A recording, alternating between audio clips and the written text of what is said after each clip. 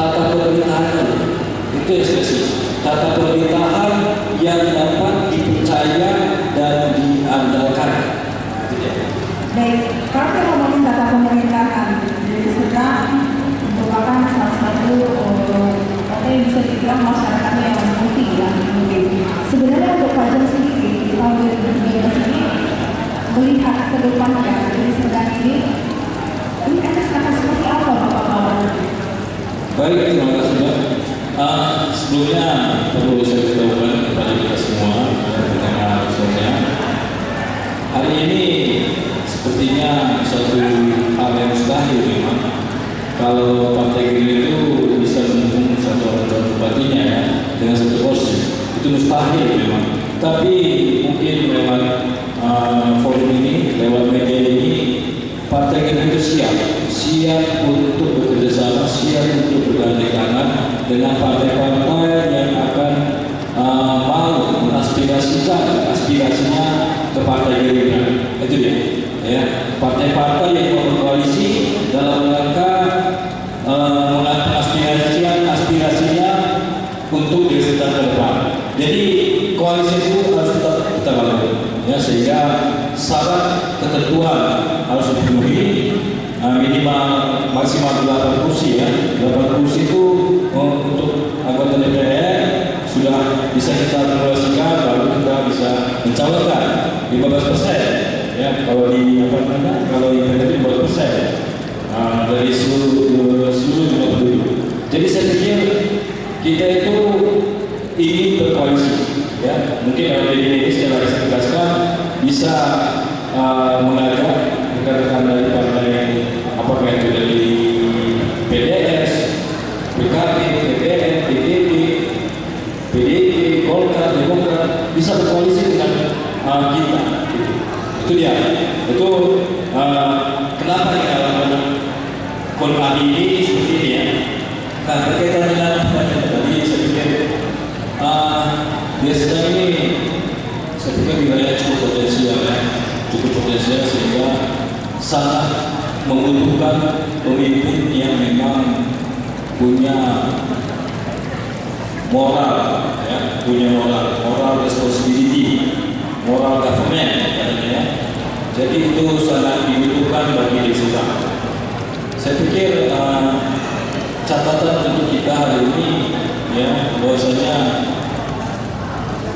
masih ada lagi daerah tertinggal di daerah tersebut ini merupakan satu kondisi yang miris bagi kita ya. Masih ada lagi daerah yang tidak bisa kita lalui dan tidak ada tempat. Ini sangat hal yang luar biasa ya. Jadi ke depan ya, daerah-daerah tertinggal itu sudah tidak ada lagi untuk diusulkan. Ini suatu hal yang kalau saya kira suatu hal yang khusus. Kenapa? Jalur transportasi ya itu kan bagaimana bisa mempercepat lalu lintas perekonomian ya. Misalnya di daerah sekolah itu yang tertinggal hasil buminya banyak, tapi karena jalur transportasi tidak pas ya, saya pikir ini tidak lengkap dan mendukung sehingga terhambat. Nah, ke depan itu akan kita hilangkan daerah tertinggal ini. Terima kasih Pak John Srikana sebagai eksos. Dan selanjutnya kita bakal langsung mengetahui sama Bapak-Bapak saya sebagai DSC yang tadi luar biasa sampai mempertaruhkan akan muncul kalau tidak bisa meningkatkan PAD. Silakan Pak Sugeng DSC. Sebenarnya ini satu pemimpin yang sekarang ini sudah sangat krisis sosial dan krisis percaya diri dan krisis yang namanya pelatihan kepada Pancasila. Pak Sugeng sendiri saat mempertaruhkan akan mundur durasinya ini sangat berani Pak Sugeng.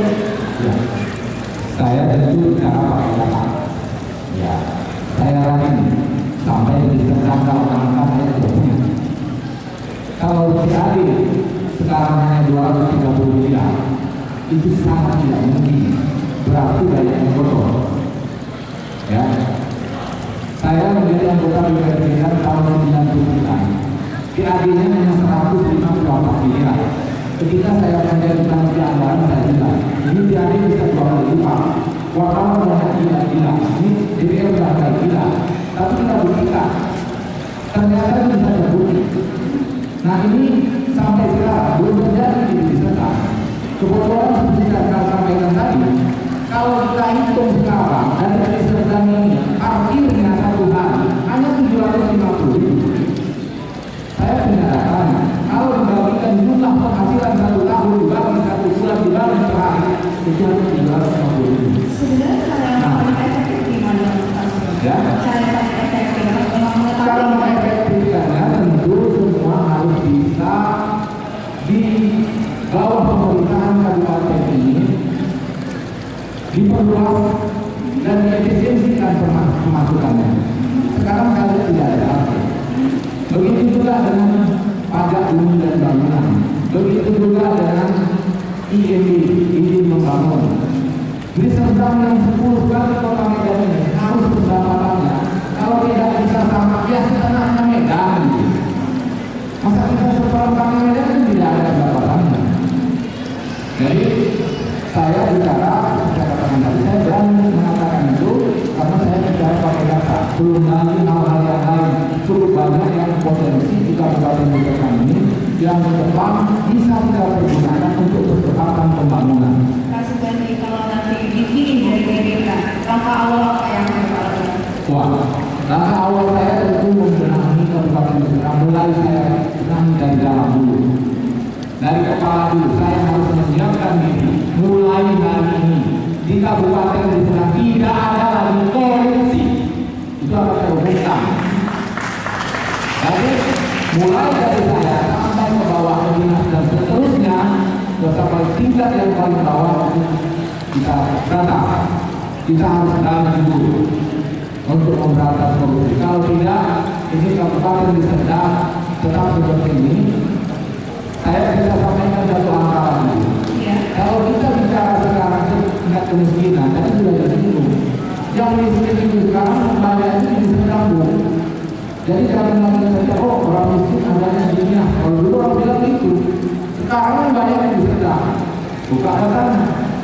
Nah oleh sebab itu, ini adalah bersebelahan dengan Kota Medan. Ya. Baik, Pak Serpan Subandi, yang pasti statement Bapak sudah diterima sama masyarakat di Serdang ya. Ya. Dan kita lanjut lagi ke Bapak Muhammad Idris Esos. Kalau Pak Muhammad Idris tadi banyak hampir sama, karena memang Partai Gerindra selalu satu tujuan dan satu misi ya. Visi dan misinya tetap sama. Dan saya garis bawah tadi kalau Pak Muhammad Idris tidak jauh, tapi yang menarik ini udah lama sekali kooperasi Pak Muhammad Idris. Karena kooperasi ini sepertinya alias sebagai simbolis saja. Gimana nih Bapak nanti bakal membacakan kembali fungsi dari kooperasi di Serdang khususnya? Terima kasih. Saya senang karena tidak hanya bicara tentang kooperasi. Kooperasi adalah sebuah perekonomian kerakyatan.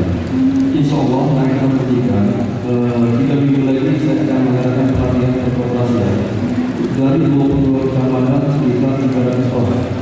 Nah, 300 orang ini saya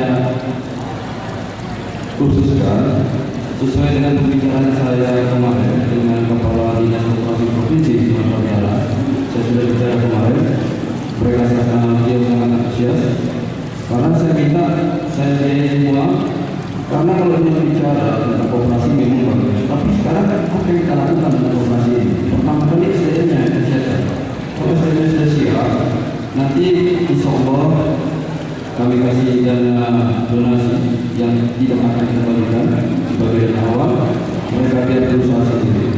Karena kalau saya lihat tanpa kooperasi kelihatannya perekonomian kita tidak akan membaik.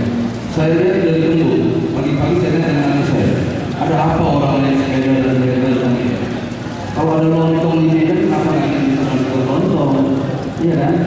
Semua di Medan nggak ada padi, orang Medan makan beras, makan nasi. Nggak ada sayur, ada di Medan. Kita ini kan luar biasa. Karena SDM-nya yang sangat minim, berarti pelayanan kooperasi di desa ini gimana? Saya lihat sudah Namun tidak ada yang menurut saya. Koperasi ada, namun kita tidak koperasi. Tapi apa yang kita lakukan dengan koperasi ini?